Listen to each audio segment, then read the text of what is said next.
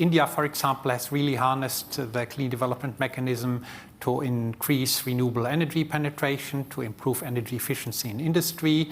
And that's a pathway which could be really relevant for Indonesia. If we have problems with job creation in formal sectors, a dedicated renewable energy and energy efficiency program could be extremely helpful to overcome some of the challenges. And also, of course, the importance of mobilizing private sector investment. Again, the Indian example. In India, the big private companies really embraced the carbon market mechanism and put in their own money.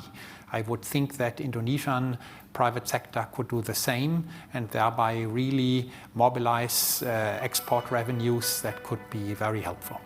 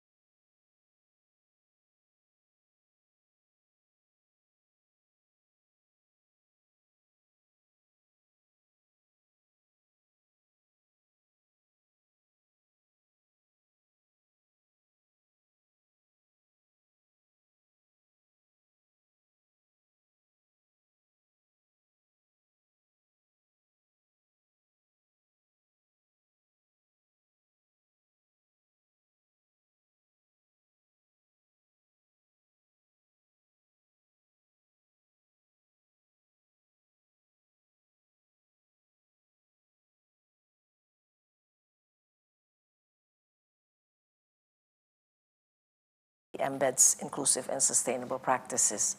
So together, these frameworks could help tighten and harmonize regulations, at least to promote that, reduce contradictions, and close enforcement gaps in both FOLU and the related industrial sector. The open question is whether these commitments will truly be a game changer, though. Implementation will require systemic change. And learning from the Indonesia-Norway partnership, domestic and domestic political and economic interests are likely to shape the pace and depth of reforms. So ultimately, I think much depends on Indonesia's ability to actually translate global standards and into consistent domestic action. Okay. Axel, building on that, with the OECD framework in play, how could Indonesia's effort to join the OECD affect its carbon market? Could they speed up the regulatory reforms, perhaps, attract more international buyers, or maybe improve the carbon credit standards? In my view, any OECD member needs to have domestic carbon pricing. We've seen it with Colombia, with Chile, we've seen it with Korea, with Mexico. So Indonesia would have to ramp up its domestic carbon pricing, which currently is stalled. Of course, if you have domestic carbon pricing, you may not have as many carbon credits to sell on the international carbon markets. So it's clear that there needs to be a strategic choice which sectors would then still be available for sale of credits and which sectors would be available for a more strong and ambitious nationally determined contribution climate change mitigation target. Okay. Liam, let's turn back to the politics again.